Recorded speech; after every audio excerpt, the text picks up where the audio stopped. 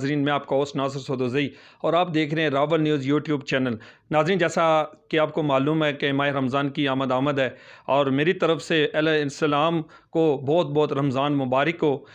آج ہم نے اپنے ناظرین کے لیے جو ماہ رمضان کی فضیلت کے بارے میں کچھ معلومات کے لیے آج ہم نے اپنے اسٹوڈیو میں جو ہمارے معزز مہمان ہیں فضل الرحیم چشتی قادری گوڑوی صاحب، آئیں ان سے ہم پوچھتے ہیں ماہ رمضان کی فضیلت کے متعلق ہمیں کچھ آگاہ کریں۔ السلام علیکم۔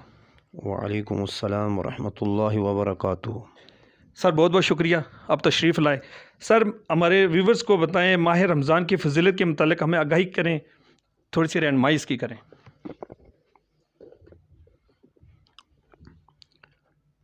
بسم اللہ الرحمن الرحیم، الصلاة والسلام علی سید الانبیاء والمرسلین وعلی آلہ وازواجہ واصحابہ واولیاء امتہ اجمعین۔ اللہ تبارک و تعالی کا شکر عظیم ہے جس بابرکت ذات نے ہمیں ایک مرتبہ پھر رمضان شریف کا مقدس مہینہ عطا فرما کر اپنے گناہوں کو معاف کرانے کی توفیق عطا فرمائی اور ایک اہم موقع پھر ہمیں عنایت فرمایا۔ ایک عظیم سوال جو کہ عوام کے لیے انتہائی اہم ہے کہ اس مقدس مہینے میں داخل ہوتے ہی ان کی سمجھ ہونی چاہیے کہ یہ مہینہ کتنی برکتوں والا ہے اور اس کی کیا عظمتیں ہیں، اس میں اللہ کی کون کون سی رحمتیں نازل ہوتی ہیں۔ اگر ہمارا تصور یہ ہو اور پھر ہم روزہ رکھیں تو اس روزے کا مزہ، لطف، چاشنی اپنی ہوتی ہے۔ تو آئیں اللہ پاک کی توفیق سے ابتدا کرتا ہوں کہ اس مہینے کا نام ہے رمضان۔ رمضان کا لفظ رمضان سے بنا ہے اور رمضان کا معنی ہے جلنا یا جلانا۔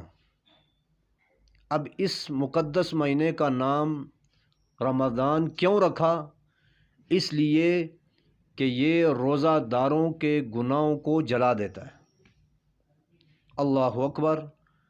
اللہ پاک اس مقدس مہینے کے ذریعے گناہوں کو جلا دیتا ہے روزے داروں کے، اور کبھی نماز تراویح کا بہانہ بنتا ہے اور معافی کا اعلان ہو جاتا ہے، کبھی سحری کرتے ہوئے اللہ پاک خوش ہو جاتا ہے اور مغفرت کا اعلان فرما دیتا ہے، کبھی صدقہ کرنے کی وجہ سے معافی کا اعلان ہو جاتا ہے، کبھی کسی کا روزہ افطار کرانے کی وجہ سے معافی کا اعلان ہو جاتا ہے۔ الغرض یہ مہینہ بہت ہی بڑا ذریعہ ہے گناہوں کو معاف کرانے کا، حتیٰ کہ حضرت مجدد الفسانی رحمۃ اللہ تعالی علیہ فرماتے ہیں کہ پورے سال کی برکتوں کو رمضان کی برکتوں کے ساتھ اگر میچ کیا جائے تو پورے سال کی جو رحمتیں ہیں، برکتیں ہیں، ان کی حیثیت ایک قطرے کی ہوگی جتنی سمندر کے مقابلے میں۔ رمضان شریف کی برکتیں سمندر کی حیثیت رکھتی ہیں اور باقی پورے سال کی رحمتیں ایک قطرے کی حیثیت رکھتی ہیں۔ اتنی رحمتیں اور برکتیں اس مقدس مہینے میں نازل ہوتی ہیں۔ اس مقدس مہینے کے 3 عشرے ہیں۔ پہلے 10 دن فرمایا اس میں رحمت نازل ہوتی ہے، یہ رحمت کا عشرہ ہے۔ دوسرا جو 10 دن کا ہے وہ مغفرت کا عشرہ ہے، اور آخری اور تیسرا عشرہ جہنم سے آزادی کا عشرہ ہے۔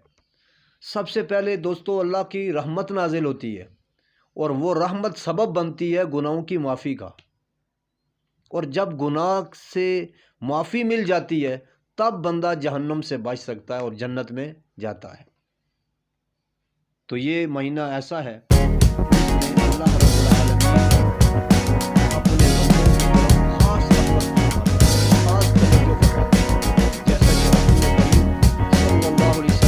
इरशाद फरमाया तुम्हारे ऊपर रमज़ान आ गया है जो बरकत वाला महीना है, इसमें अल्लाह रब्बुल इज़्ज़त तुम्हारी तरफ मुतवज्जे होते हैं और तुम पर रहमतें नाजिल फरमाते हैं, तुम्हारी ख़ताओं को माफ़ करते हैं, दुआओं को कबूल फरमाते हैं और इसमें तुम्हारे तनाफुस को देखते हैं, सांस को देखते हैं।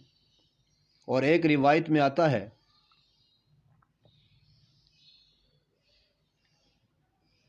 अल्लाह के रसूल सल्लल्लाहु अलैहि वसल्लम की हदीस मुबारका से ही ये बात माखूज़ है कि वो शख्स जिसने रमज़ान शरीफ का महीना पाया और अपने गुनाहों को माफ़ ना करा सका वो हलाक हो गया।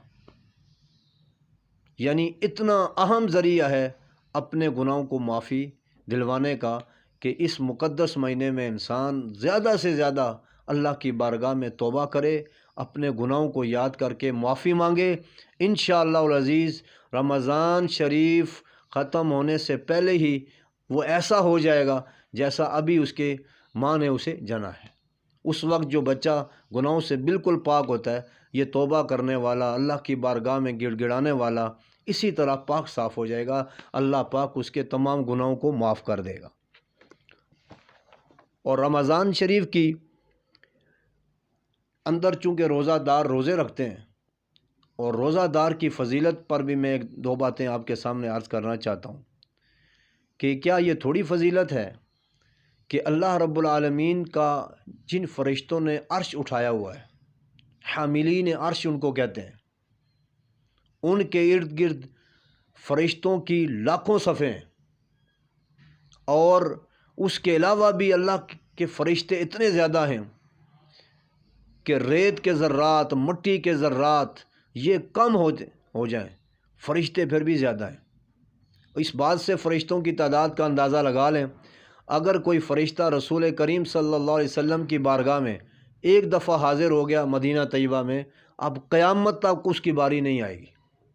और डेली सुबह 70,000 फ़रिश्ते नाजिल होते हैं और 70,000 फ़रिश्ते शाम को नाजिल होते हैं। 1,40,000 फ़रिश्ते रोज़ाना मदीना तैयबा में अल्लाह के रसूल के पास हाज़िर होते हैं और क़यामत तक अब उनकी दोबारा बारी नहीं आती। फ़रिश्तों की इतनी तादाद है। और रमज़ान शरीफ के मुक़द्दस महीने में अल्लाह पाक फ़रिश्तों की ज़िम्मेदारी लगा देता है कि ए फ़रिश्तों, अब तुमने ये काम करना है कि नबी करीम सल्लल्लाहु अलैहि वसल्लम की उम्मत का जो रोज़ेदार है, जब वो दुआ करे आपने उसकी दुआ पर आमीन कहनी है। अल्लाह अकबर, कितनी अज़मत है कि इतने फ़रिश्ते उसकी दुआ पर आमीन कहते हैं। और यहाँ तक भी कुतुब में आया है कि जो बंदा रोज़ा रखता है और सहरी के लिए उठता है तो फ़रिश्ते रोज़ादार के लिए दुआ करते हैं। यहाँ तक कि रोज़ादार जब सहरी के लिए बिस्तर से उठता है तो वो बिस्तर भी उसके लिए दुआ करता है। जिन बर्तनों में वो सहरी तनावुल फरमाता है वो बर्तन भी उसके लिए दुआ करते हैं। तो ये बहुत बड़ी फ़जीलत है रमज़ान शरीफ की भी, और इसके का इज़्ज़त करने वाले, एहतराम करने वाले रोज़ेदार की भी बड़ी फ़जीलत है। अल्लाह पाक से दुआ है अल्लाह जल्ला मजदहू हमें रोज़े की फ़जीलत, रोज़ेदार की फ़जीलत को समझकर इस मुक़द्दस महीने का अदब और एहतराम करने की तौफ़ीक़ अता फ़रमाए।